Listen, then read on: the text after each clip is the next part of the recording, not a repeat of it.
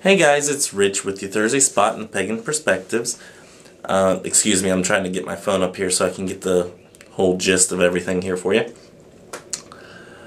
This week we're kind of discussing more the closed-minded pagans and the ones that take the if it feels good or if it feels right, it must be true mentality to the extreme.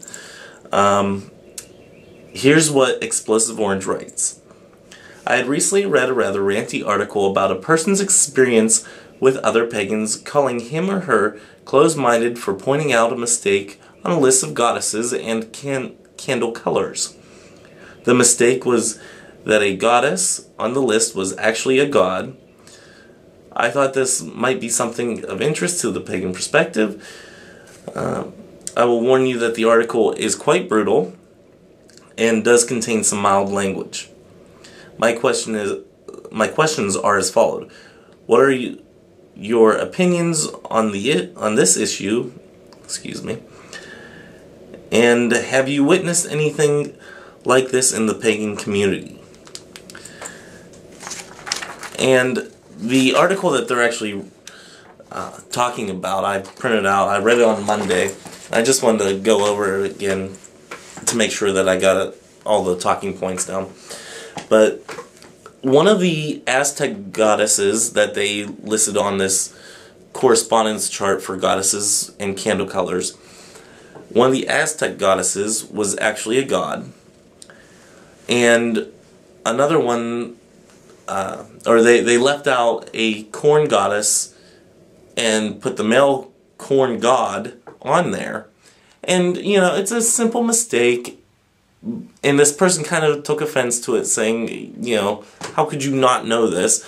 But instead of overreacting and, you know, writing a ranty, you know, response to the author of this, they kindly wrote in, they said, hey, you know, you kind of got this wrong, but here's the correct information. Just go ahead and update it. And the response that they got from the pagan community on that forum, or in that group, was rather berating. The community says, well, and I will quote it for you, "Do I sense pagan bashing?" And there was no real bashing about it. This person found offense to the fact that they misrepresented their deity. And so, whoever this author is, I hope you are watching this, and I hope you leave a comment, because you were totally in the right. And I will say that outright. You were in the right, and these people just needed to just calm down. One of the explanations that was given was maybe this god came to this author in the form of a goddess, which I can understand. Maybe that can happen. I wouldn't know. There's never been a deity that has made themselves known to me just by, like, through meditation or anything like that. So I don't exactly know if that's possible. I guess it would be, because just about anything's possible. So I don't see why that's totally out of the ordinary, but that wasn't the only goddess that they had incorrect on there. So, and other people had also written in and said the same thing, saying that, well, it wasn't everybody on that forum, I will say that. But other people on that forum have written to this person, said, yes, I've noticed that they got something wrong with one of my deities, but I didn't want to write in because of the type of backlash that I was afraid of getting, that you end up getting. So this person made the mistake on several accounts, whoever the author was of this correspondence chart. So instead of going back and everybody saying, oh, okay, you know, hey, yeah, you know, we'll just fix the mistake. It was an honest mistake. You know, this person, you know, went and got information and didn't completely know all of the information, if it was completely true or not. Honest mistake. You put something down and, you know, somebody takes offense to it or corrects you on something, you say, fine, you know, I'll change it. I'm sorry. My bad. And that should be all that there is to it. There was no pagan berating, or no pagan bashing, rather, as was asked by one person. And the whole concept that this person has multiple gods and goddesses, or multiple gods that have come to this person in the form of goddesses, I don't think it's really that feasible, because there were so many. I don't think that it can be the same explanation for each one.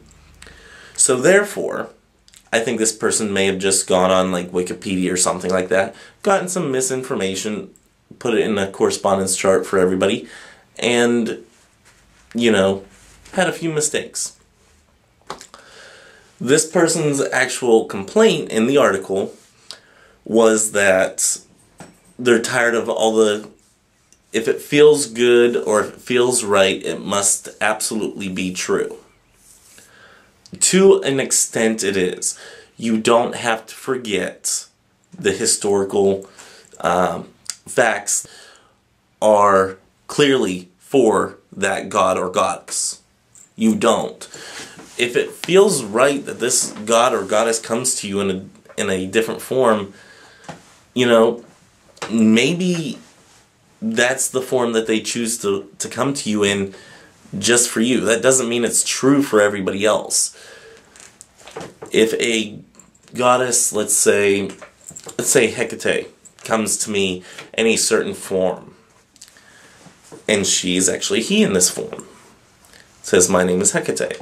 Maybe, just maybe, instead of it being the Hecate goddess that everybody knows, maybe it actually is a separate god that isn't known by the mainstream.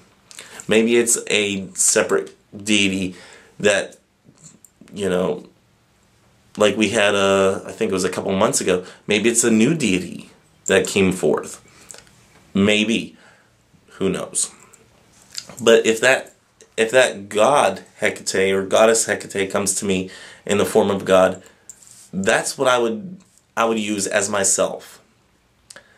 And I would say, well, this is the God that came to me and that I'm using in my practice.